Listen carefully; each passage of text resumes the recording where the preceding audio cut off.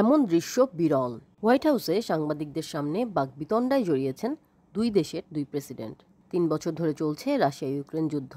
যুদ্ধ বন্ধ করতে যে আশার আলো ছিল, শুক্রবার যুক্তরাষ্ট্রের প্রেসিডেন্ট ডোনাল্ড ট্রাম্প ও ইউক্রেনের প্রেসিডেন্ট ভ্লাদিমির জেলেনস্কির বাকবিতণ্ডার পর তা মিয়ে গেছে অনেকটাই। বিশ্লেষকদের অনেকের ধারণা, এবার জেলেনস্কির হাত পুরোপুরি ছাড়তে যাচ্ছে ওয়াশিংটন।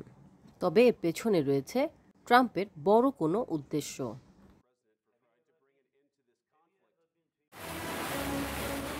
ইউক্রেন যুদ্ধ শুরুর পর থেকে এখন পর্যন্ত দেশটির পাশে ছিল যুক্তরাষ্ট্র।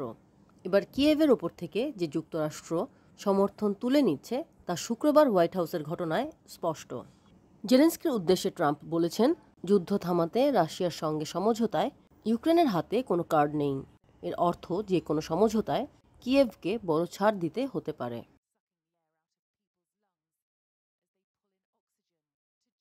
মার্কিন ভাইস প্রেসিডেন্ট জেডি ভ্যান্সও একহাত নিয়েছেন ইউক্রেনের প্রেসিডেন্টকে। তার ভাষায়, জেলেনস্কি একজন অকৃতজ্ঞ, অসম্মানজনক আচরণ করেছেন।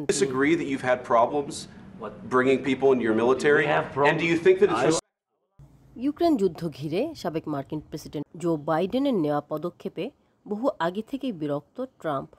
শুক্রবারও বাইডেনকে ইঙ্গিত করে তিনি বলেছেন, একজন নির্বোধ প্রেসিডেন্ট $350 বিলিয়ন দিয়েছেন ইউক্রেনকে দেওয়া এই অর্থ যুক্তরাষ্ট্রের ফেরত আনার কথা সম্প্রতি বেশ কয়েকবারই বলেছেন ট্রাম্প।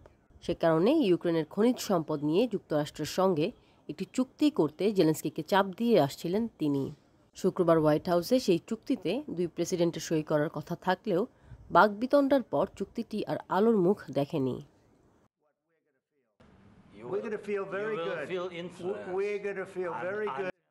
ট্রাম্প আসলে কি চাইছেন তা নিয়ে একটি ধারণা দিয়েছেন নিউ ইয়র্ক টাইমসের ওয়াশিংটন প্রতিনিধি ডেভিড ই স্যাঙ্গার। ইউরোপের একজন জ্যেষ্ঠ কর্মকর্তার বরাতে তার মতে, ট্রাম্প রাশিয়ার সঙ্গে সম্পর্ক স্বাভাবিক করতে চান, আর এর জন্য যদি ইউক্রেনে রাশিয়ার হামলা নিয়ে ইতিহাস নতুন করে লিখতে হয়, মস্কোর বিরুদ্ধে যুদ্ধাপরাধের তদন্ত খারিজ করতে হয়, এমনকি ইউক্রেনের দীর্ঘমেয়াদী নিরাপত্তার নিশ্চয়তা দূরে ঠেলতে হয়, ট্রাম্পকে দেখে মনে হয় তা করতেও রাজি আছেন তিনি।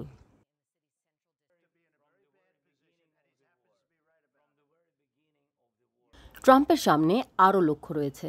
দ্বিতীয় বিশ্বযুদ্ধের পর থেকে ইউরোপ ও এশিয়ায় নিজেদের শক্তি বাড়াতে বিভিন্ন দেশকে মিত্র বানিয়েছে যুক্তরাষ্ট্র। এতে অনেক সময় যুক্তরাষ্ট্রের স্বার্থের বিরুদ্ধে গিয়ে ওই দেশগুলোকে অর্থনৈতিক ছাড়ও দিতে হয়েছে, যার বিরোধী ট্রাম্প।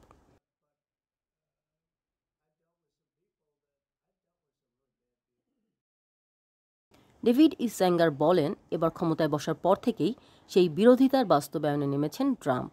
ডেনমার্কের মালিকানা থেকে গ্রিনল্যান্ডকে যুক্তরাষ্ট্রের আওতায় নেওয়ার কথা বলেছেন ট্রাম্প। পানামা খালও নিজেদের নিয়ন্ত্রণে চান তিনি। যুক্তরাষ্ট্রের মালিকানায় ফিলিস্তিনের গাজা উপত্যকা পুনর্গঠনে ট্রাম্পের পরিকল্পনা বিশ্বব্যাপী সমালোচনা ছড়িয়েছে। আর ট্রাম্প ও ভ্যান্স কয়েক মাস ধরেই ইঙ্গিত দিয়ে আসছেন, ইউক্রেনের সার্বভৌমত্ব রক্ষায় যুক্তরাষ্ট্র আর প্রতিশ্রুতিবদ্ধ থাকবেন না।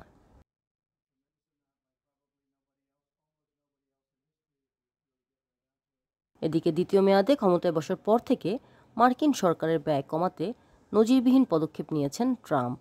এ লক্ষ্যে সরকারি দক্ষতা বিভাগ নামে নতুন একটি বিভাগও খুলেছেন তিনি। অনেক দেশে মার্কিন সহায়তা স্থগিত করা হয়েছে। যুক্তরাষ্ট্রে সরকারি কর্মকর্তাদের ছাঁটাই করা হচ্ছে। এর মধ্যে ইউক্রেনকে সহায়তা জারি রাখা যুক্তরাষ্ট্রের জন্য বড় একটি বোঝা। বাইডেনের আমল থেকেই এই সহায়তার বিরোধী ছিলেন রিপাবলিকান পার্টির অনেক আইন প্রণেতা।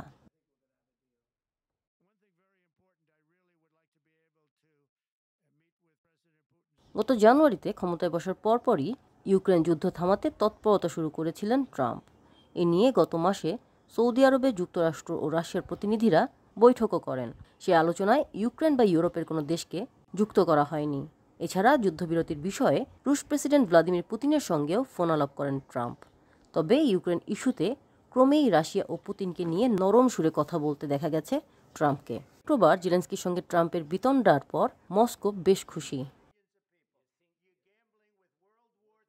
Before the war, most Ukrainian artillery guns তবে were যুক্তরাষ্ট্র থেকে Soviet-made. ইউক্রেনে অস্ত্রের যে চালান যাওয়ার কথা রয়েছে তা প্রেসিডেন্টের ক্ষমতা বলে বাতিল করা হতে পারে। শুক্রবারের বৈঠকের পর এরই মধ্যে ওই অস্ত্রের চালান বন্ধের বিষয়টি বিবেচনা করা হচ্ছে। এমনটি হলে যুক্তরাষ্ট্রের তৈরি কয়েকশো কোটি ডলারের রাডার, ক্ষেপণাস্ত্র ও গোলাবারুদ হাতে পাবে না ইউক্রেন। এতে রাশিয়ার বিরুদ্ধে লড়াই চালিয়ে যাওয়া অসম্ভব হয়ে পড়বে কিয়েভের জন্য।